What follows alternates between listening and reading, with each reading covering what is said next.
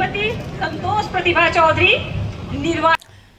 छत्तीसगढ़ में नगरीय निकाय चुनाव के साथ पंचायत चुनाव का समापन हो चुका है। अब दौर चल पड़ा है शपथ ग्रहण लेने का और इसके साथ ही हम देख रहे हैं कि जिला पंचायत अध्यक्ष, नगर पालिका परिषद के अध्यक्ष और तमाम नगरीय निकाय और नगर पंचायत जो चुनाव हुए हैं उनके अध्यक्ष, उपाध्यक्ष के साथ साथ पंच, सरपंच भी अब शपथ ले रहे हैं और ये शपथ का दौर इस पूरे मार्च महीने तक चलता रहेगा।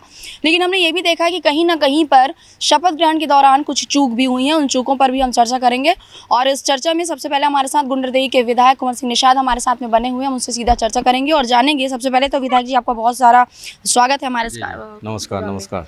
अभी हमने देखा है कि लगातार चुनाव का दौर चला, नगरीय निकाय चुनाव का दौर चला। हमने देखा है कि इस बार भारतीय जनता पार्टी ने अपना जलवा हर तरफ बिखेर रखा था। आपके भी क्षेत्र में अगर हम कहें, कांकेर विधानसभा जो सांसद सभा जो है, लोकसभा क्षेत्र है, वहाँ पर भी कहीं ना कहीं कांग्रेस पीछे रही और आप लोगों ने लगातार सदन में भी मुद्दा उठाया, बोला भी कि आपके लोगों को जहाँ जीत की संभावना थी वहाँ से लोगों को हटा दिया गया या चुनाव रद्द करवा दिया गया। क्या ऐसा कुछ हुआ था क्या? लगातार इस संबंध में बालोद में भी, डोंडी में भी और गुंडरदेही विधानसभा में भी ये बातें आई प्रमुखता के साथ। जहाँ जहाँ उनके अध्यक्ष नहीं बन पा रहे थे या पर्याप्त उनके पास संख्या बल नहीं था, वहाँ वहाँ उसने चुनाव डालने का प्रयास किया और वो अपने काम में सफल हुए और वहाँ अपनी रणनीति के तहत अपने अध्यक्ष, उपाध्यक्ष को बना लिए। तो ये लोकतंत्र की एक हत्या है। और यदि गुंडरदेही नगर पंचायत की बात करूँ तो एक अप्रत्याशित परिणाम ये संभव कैसे हो सकता है कि एक प्रत्याशी को 4 वार्ड में 191, 191, 191 और 191 4 समानांतर उसको मत मिलते हैं और जीत भी होती है उनकी 191 से। 195 होता समझ में आता, 197 होता समझ में आता, 190 होता तो समझ में आता।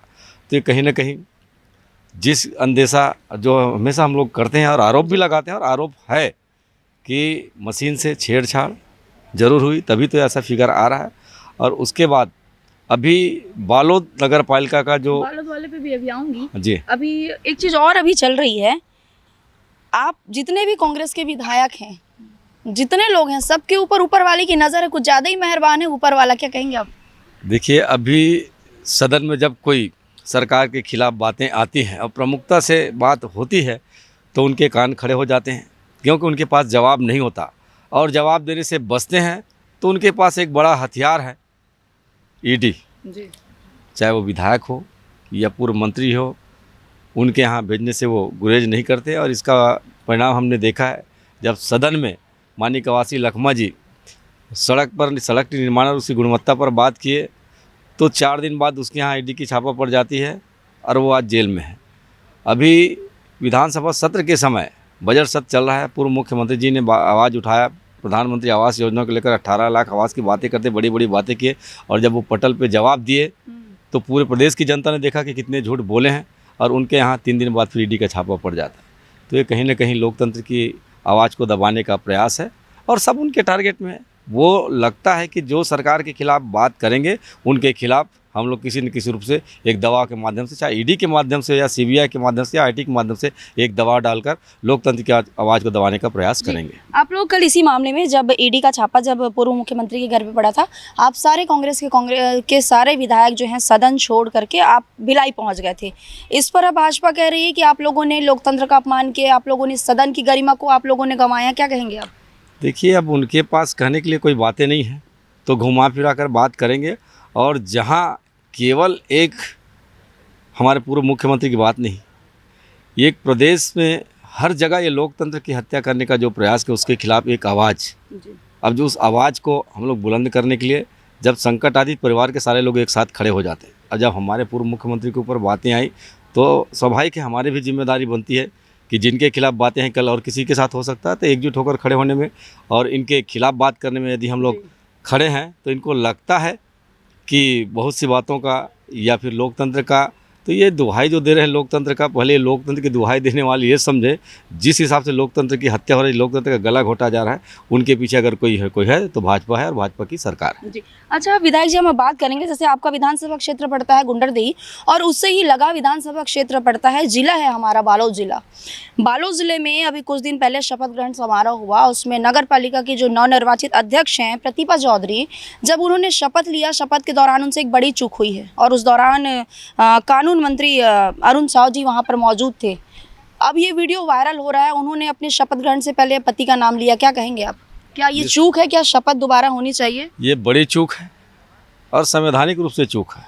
निर्वाचन के दृष्टिकोण से देखा जाए और उन निर्वाचन के संविधान के दृष्टिकोण से देखा जाए, जब चुने हुए जनप्रतिनिधि जब शपथ लेते हैं अपने नाम को उल्लेख करते हैं, केवल अपने नाम को उल्लेख करते हैं।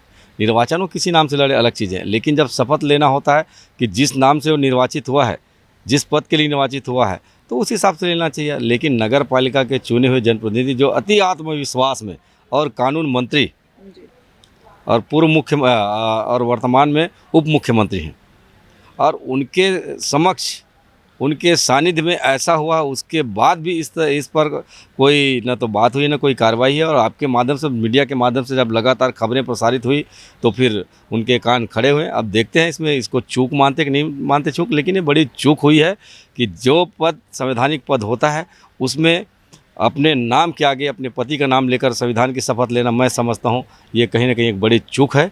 इसके लिए उन्हें सार्वजनिक रूप से माफ़ी भी मांगनी चाहिए और शपथ ग्रहण दोबारा एक बार फिर होना चाहिए। क्योंकि बालोद की अगर बात करें तो बालोद के एक युवा ने, एक युवा पत्रकार ने और एक समाज सेवी जो राजेश चोपड़ा हैं, उन्होंने निर्वाचन अधिकारी को खत भी लिखा है कि शपथ दोबारा कराया जाए। तो क्या आप इसके समर्थन में हैं? बिल्कुल भाई, संवैधानिक रूप से गलती हुई है, मानना चाहिए कि निर्वाचन के हिसाब से ये जो नियम होते हैं और नियम कानून में सब बंधे होते हैं, तो उस नियम का परिपालन करते हुए, उसे अपनी चूक मानते हुए, संवैधानिक बातों को ध्यान में रखते एक बार पुनः उसको शपथ करना चाहिए, ताकि उन्हें उनकी गलती का एहसास हो और अगर नगर पालिका में यदि वो जिस उद्देश्य को लेकर आए हैं उस उद्देश्य की परिपूर्ति हो सके। ठीक है, तो ये हो रही थी हमारी चर्चा गुंडरदे के विधायक कुंवर सिंह निषाद से, जिन्होंने सीधे तौर पर जो परिणाम आए हैं, चुनाव परिणाम, उन पर भी चर्चा की है। लगातार जो छापे पड़ रहे हैं उन पर भी चर्चा की है। और सबसे बड़ा जो भी चर्चित जो चल रहा है छत्तीसगढ़ में कि बालोद नगर पालिका परिषद चुनाव के शपथ ग्रहण के दौरान जो नगर पालिका नवनिर्वाचित अध्यक्ष है, उनकी जुबान फिसल गई। उन्होंने सबसे पहले अपने पति का नाम लिया और अब ये मामला सोशल मीडिया पर वायरल हो रहा है। लेकिन अब फिलहाल देखना होगा कि क्या इस वायरल वीडियो के साथ ही क्या अब जो निर्वाचन आयोग है, जो प्रशासन है, शासन है, वो उस पर क्या एक्शन लेता है, आने वाला समय बताएगा। इस खास कवरेज के लिए सहयोगी ताकेश्वर साहू के साथ अंबिका मिश्रा, रफ्तार मीडिया, छत्तीसगढ़।